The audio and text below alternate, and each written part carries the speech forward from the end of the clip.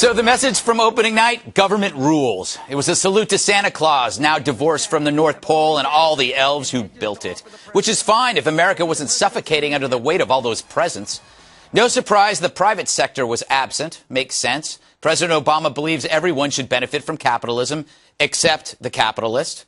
Maybe that's why the DNC's calling Bill Clinton. Perhaps he knows big government does not have all the answers. We know big government does not have all the answers. We know there's not a program for every problem.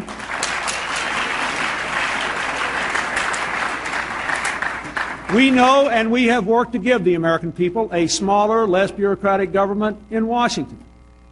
And we have to give the American people one that lives within its means.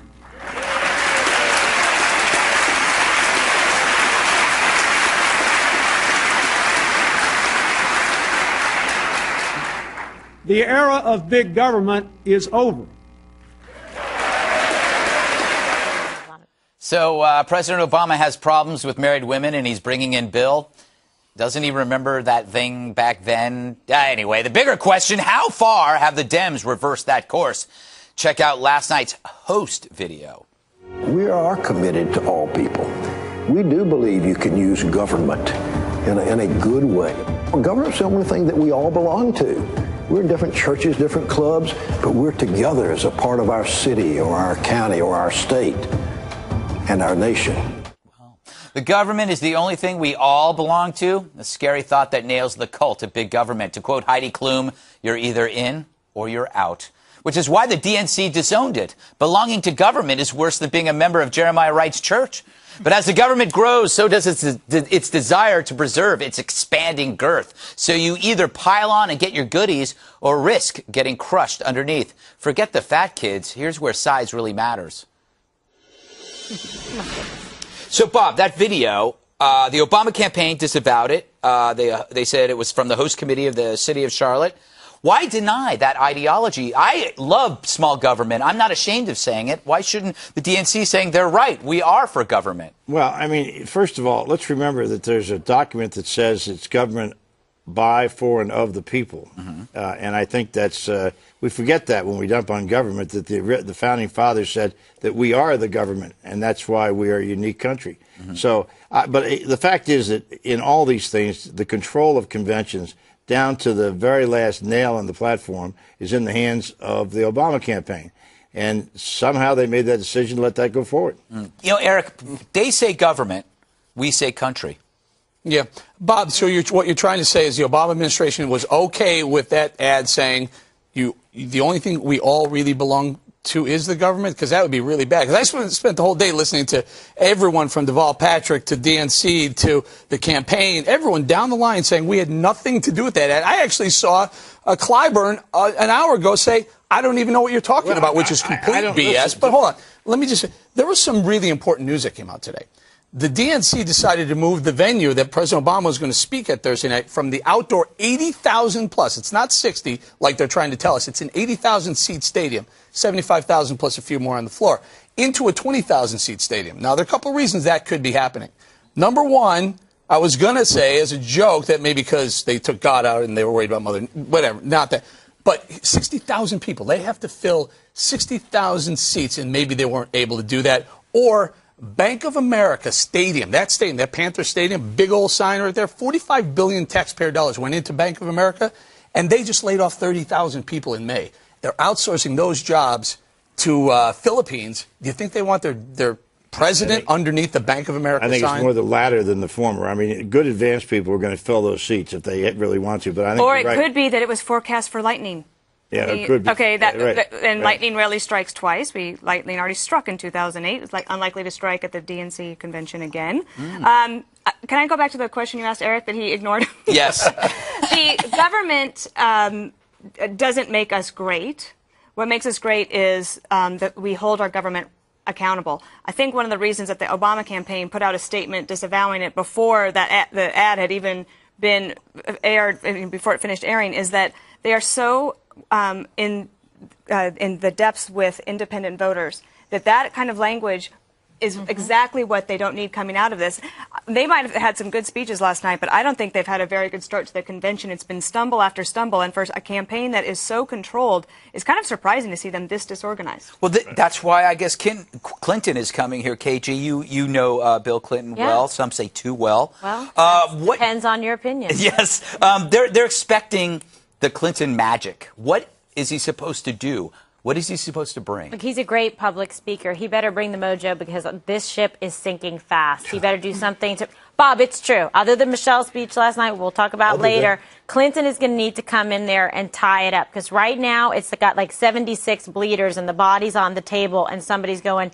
Just close them up. These are small bleeders you're talking about. I've been to 12 conventions. This is by far the best opening night I've ever seen in a convention, bar none. But what about the message? Stuff, though? But like their speeches were great. We're going to talk about, but the other stuff, like the lead up to it and the stumbles on the platform, and they're all over the place. It's just something unforced errors. And they had the Black-Eyed Peas. They actually played the Black-Eyed Peas. That was a mistake. And will.i.am. The thing that you're not mentioning, Bob, is the long list of fact-checking errors from last night.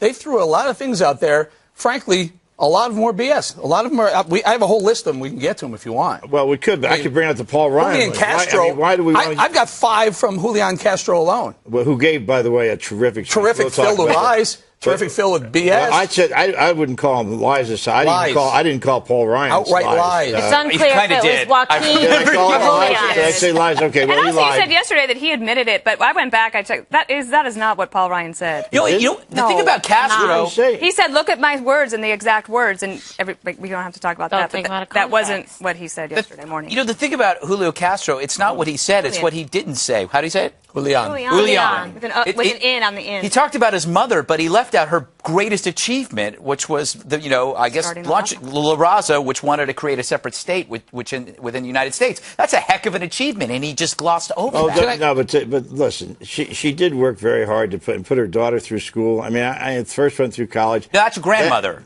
I'm talking about the mother. But starting La Raza is a big deal. Yeah, that's a huge deal. It's a radical socialist front that tried to create a separate state, really right? Not. No, it's really not. I mean, I don't know. I read up on that. Mainstream Hispanic groups you could have. It's maybe mainstream now, but back then it wasn't as as mainstream as Jeremiah Wright. It was fighting back then the Brown Panthers, which was a real radical group. But listen, there were some unforced errors. I agree, but by and large, you couldn't. I could not have begun to ask for a better opening convention night. I mean, but again, we'll talk about that. But it was driven by the speeches.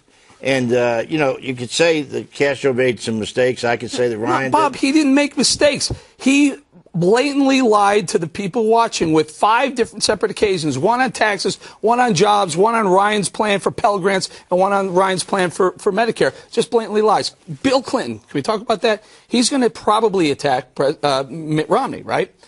What he's not going to tell you is that Bill Clinton oversaw the Community Reinvestment Act renewal. In other words, in 1995 or so, he said, let's take a look at community reinvestment. Let's put more people in homes, even if they can't afford it. And this one, partial repeal of Glass-Steagall, which separated banks from deposits from risky trading. He eliminated that wall. He put those two back together. Guess what happened? The financial collapse happened because of those two things. Oh, and you can trace them both back to Bill Clinton. Absolutely ridiculous. By the way, that was such huge bipartisan support for the community.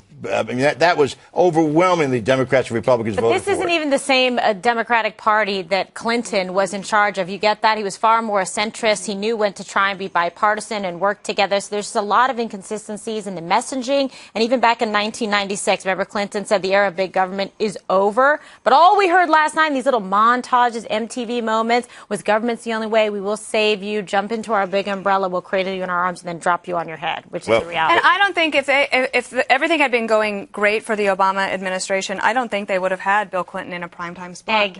Exactly. I think that going back to independent voters and working class voters, he appeals to them, or he had, but I don't know of anybody who is longing for the good old days of the Clinton administration. Oh, I think they're longing for the Clinton economic days. I mean, I've read a lot about this over the past few days, and there is not a single economist who thinks that raising taxes in the middle of a recession is a good idea, including President Obama, which is why the sale he has to make on Thursday it's perplexing to me how they're going to put this speech together, because people want to look towards the future. Elections are about the future. This is they're pinning their hopes on a speech by the former president. But who's going to say that I raised taxes during the recession? We had the greatest 8 years of expansion in the history of the that country. doesn't look like leadership when you have to go back to Bill Clinton, who is a natural Everybody goes nemesis back to and not somebody. an ally. The surpluses that they talk about, he's like the guy who tells you, hey, there's $200,000 in the account. You go and you cash the check and it bounces. Oh, sorry, I'm not there Are you anymore. denying that there were surpluses coming out? The surpluses were not there.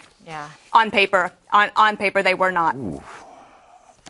Okay. You have blown Bob's mind. I simply was floating somewhere wait and hold back on that Coming out of because his I'm ear. shocked. I'm catching it. We got to move on. The CBO just said that too last week in their report. Okay. I read that stuff, actually. You do. Good for you. Thank you. All right. Coming